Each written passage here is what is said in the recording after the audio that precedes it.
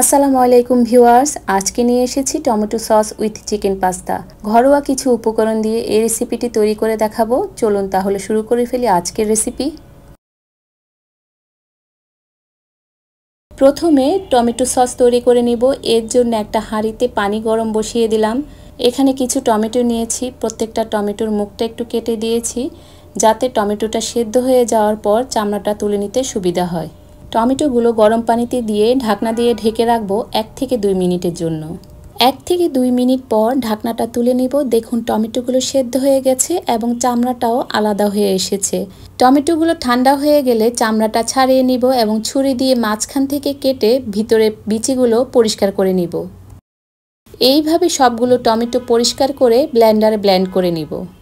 এরপর পাস্তা সিদ্ধ করার জন্য একটা হাঁড়িতে পানি গরম বসিয়ে দিলাম। পানিটা গরম হয়ে আসলে দিয়ে দেব 1 টেবিল চামচ রান্নার তেল এবং 2 চা চামচ লবণ। পানির সাথে লবণ তেল নেড়েচেড়ে মিশিয়ে নিব। এরপর এখানে 500 গ্রাম পেনি পাস্তা নিয়েছি, সেই পাস্তাগুলো এই গরম পানিতে দিয়ে দিব। পাস্তাগুলোকে 6 থেকে 7 মিনিট সিদ্ধ করে নিব। পাস্তাগুলো যখন সেদ্ধ হয়ে যাবে তখন একটা ছাঁকনি দিয়ে একটা ডিশের মধ্যে পাস্তাগুলোকে তুলে নিব। পাস্তা সেদ্ধ করার পানিটা ফেলে দিব না, এটা পরবর্তীতে কাজে লাগবে। তারপর একই হাঁড়ি পরিষ্কার করে বসিয়ে দিলাম আর দিয়ে দিলাম রান্নার তেল। তেল একটু গরম হয়ে গেলে দিয়ে দেব এখানে মুরগির বুকের মাংস। মাংসটাকে আমি এইভাবে লম্বা করে কেটে নিয়েছি। তারপর দিয়ে দিয়েছি 1 চা চামচ রসুন কুচি, স্বাদমতো লবণ, হাফ চা চামচ মিক্সড হার্ব, হাফ চা চামচ গোলমরিচের গুঁড়ো। এখন মুরগির মাংসটাকে 1 থেকে 2 মিনিট এভাবে ভেজে নিব। ভাজা হয়ে গেলে মুরগির মাংসগুলোকে একটা বাটিতে তুলে নিব। তারপর একই হাঁড়িতে দিয়ে দিব কিছু রান্নার তেল আর দিব হাফ কাপ পেঁয়াজ কুচি। পেঁয়াজ কুচিটাকে হালকা একটু ভেজে নিব।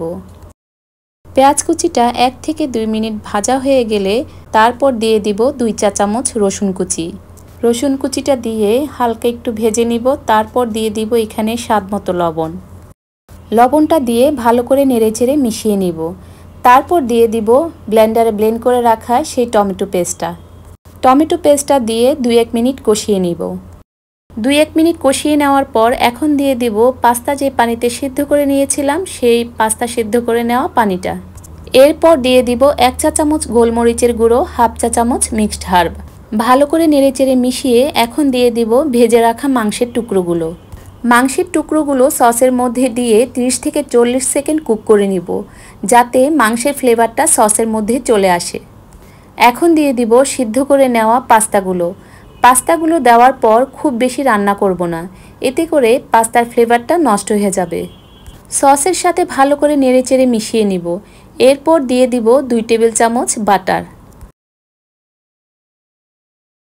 বাটারটা যখন মেল্ট হয়ে যাবে তখন চুলাটা বন্ধ করে পরিবেশন করে নিব। তৈরি হয়ে গেল খুবই মজার tomato sauce with chicken pasta. বাসায় অবশ্যই ট্রাই করবেন এবং আমাকে কমেন্ট করে জানাবেন।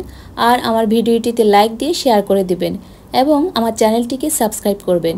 সবাইকে অসংখ্য ধন্যবাদ। আল্লাহ হাফেজ।